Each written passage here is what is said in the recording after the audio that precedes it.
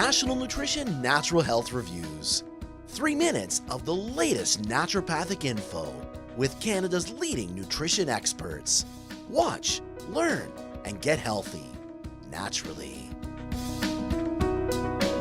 Hi, I'm Naturopathic Doctor Jonathan Beatty, a health expert here with nationalnutrition.ca. Today we're going to be talking about some of the top supplements that women can use to maximize their health. I am all about gender equality. The one thing that we do have to understand though is depending on your sex, you will have different physiological requirements for your health optimization. Yes, that's a lot of big words. Basically what it means is different people need different amounts of certain nutrients, especially at different times of their life. So one of the things I'm going to do as we go through this topic is subdivide up at which stage of life certain nutrients are more important. Not to say that these nutrients aren't always important, but their requirements can go up at certain stages, and so we're going to cover that. Basically, once puberty hits and we end up in that fertile stage of life, there's a few nutrients you want to ensure adequacy of. The first one is, of course, folic acid, because if you do get pregnant, having adequate folate is really important for ensuring proper development of the fetus and the prevention of neural tube defects like spina bifida. So really important that you supplement with folate or ensure folate adequacy during your fertile years, because if you do become pregnant, you'll want to ensure optimal health of the developing baby. Other things along those notes. Fish oil, very important. Taking your omega-3 fatty acids, which are found in fish oil, are incredibly important for brain and eye health.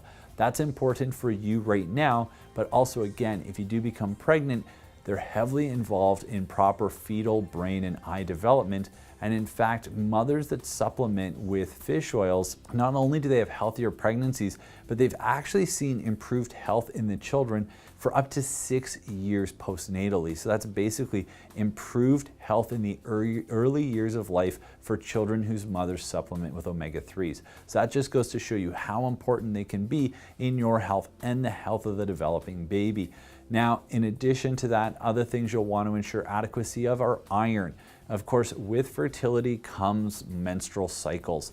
And one of the things that occurs with that is, of course, blood loss. Now, with recurrent blood loss, there's going to be recurrent loss of certain nutrients. Probably the biggest one and the most important is iron, because it's involved in energy generation in the body and transport of oxygen. And so that loss of iron is going to lead to fatigue and a variety of other concerns, and it can actually cause changes in the quality of nails, it can cause hair loss, it can cause headaches. So iron deficiency can be quite uncomfortable, and actually can create quite severe disease in people. So it's important that you get that under control. And your doctor can assess your iron levels very easily through a simple blood test, and that can tell you if you've got iron adequacy or if you don't, or if you've got, in rare occasions, iron toxicity. So it's again important to understand your true needs for these nutrients. So it's always best talking to your healthcare practitioner to create a plan about proper supplementation for what your needs are, so you're not supplementing with things that you have adequacy of, because you could accidentally take too much and create toxicity. In addition to folate, in addition to omega-3s and iron, another common nutrient women are going to find very beneficial to them is protein. As we grow and we develop, we often need protein, and it's definitely generalizing, but typically on dietary reviews, on average, women tend to intake inadequate amounts of protein. Now, protein is required for literally everything in the body. Production of hair, skin, nails, production of lean muscle mass. All of that stuff requires protein. Production of detoxification enzymes, production of digestive enzymes. It's all resultant around adequate protein intake.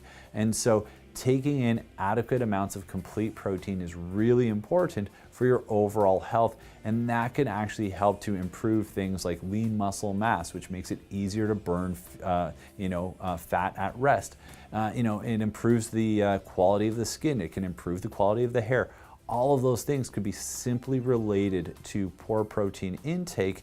And instead of spending hundreds and hundreds of dollars on all sorts of creams and lotions and potions for your hair, simply a healthy diet could be the tool that you need to ensure, a nice, healthy, lustrous, voluminous hair.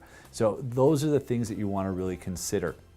Now, later in life, some of the things that we start to look at, possible developments of things like osteoporosis. One of the things that you're going to want to ensure adequacy of, vitamin D, heavily involved in your body's ability to absorb minerals. And so this is why vitamin D is so important. And the average Canadian is actually deficient in this nutrient, so a very, very important one. And with that, of course, comes those minerals that your body needs for bone production. Calcium is there, but actually probably a more likely cause of your osteoporosis is a magnesium deficiency. So if you tend to get cramps, that's a really good sign of a potential magnesium deficiency. But actually a lot of osteopenia and osteoporosis are related to magnesium deficiencies, which is considered by some to actually be the #1 mineral deficiency in Canada. That's why it's so important that you supplement with it. In addition to that, you'll want to make sure you have adequate intake of some of the other minerals involved in bone development, things like silica. Silica is a great one for improving the strength of the hair and the nails, as it's involved in their production as well, but it's also heavily needed by the bones. So if you just take in a ton of calcium, which a lot of people do, that's not actually adequate for health. In actuality, certain research suggests just supplementing with calcium may increase the risk of heart disease and heart attack in women. That's why it's so important that you supplement with a full spectrum of minerals, including your magnesium, including your zinc, your potassium, your silica, because that allows your body to use the minerals more effectively, and it prevents that heart disease risk that you get when you just supplement with calcium. That risk doesn't exist when you supplement with calcium and magnesium at the same time, and even better, adding in all those additional minerals for bone health is going to help prevent osteopenia and osteoporosis down the road. Other things you're going to want to supplement with, basically things as we age, things to get rid of the diseases of aging, those degenerative diseases. So a big one for me in preventing macular degeneration, one of the leading causes of blindness, is astaxanthin. It's a great antioxidant and very good at improving eye health and preventing macular degeneration. In addition to that, you'll also want to make sure that you're supporting some of your other organs, your glands. So your adrenal gland, your thyroid, your ovaries. These things require iodine for proper function. And living in Canada, our soil tends to be depleted of iodine. So a lot of people are actually wandering around out there with inadequate iodine in their diet. And that leads to underactive thyroids, underactive adrenal glands, and poorly responsive ovaries, basically ovaries that produce either too little or too much estrogen because they're not able to regulate themselves from a lack of iodine. So best to get tested with your doctor for iodine, but it's a very, very common deficiency, and a lot of symptoms can go away by supplementing with it. Now, in addition to all of those, there's a few other things that you can consider that aren't specifically nutrients, but they're other supplements that may help boost your health down the road. One of my favorites is turmeric. Very, very safe anti-inflammatory, and it helps to reduce liver inflammation, helps to reduce joint inflammation, cardiovascular disease, neurological deficits. And so that's why I'm such a big fan of turmeric as a great preventive herb. In addition to that, management of stress is really important. I really like a herb called holy basil or tulsi for this one. Its Latin name is Oxymum sanctum. The reason I like this one is it really helps to stabilize blood sugars, helps prevent the development of that diabetes. At the same time, it's a very great calming herb, and it helps your body to maintain its stress responses. And so all of these things together can lead you to a healthier, happier life. So I hope that some of these tips about different supplements that you can use at different stages of your life are going to help you attain your optimal health.